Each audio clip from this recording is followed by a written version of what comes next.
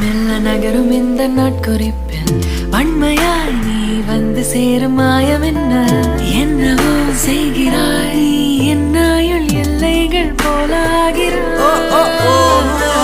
காந்தமாய் என்னை ஈர்க்கும் உந்தன் அன்பு இன்று சாந்தமாய் என்னை கட்டி போடும் ஜாலம் என்ன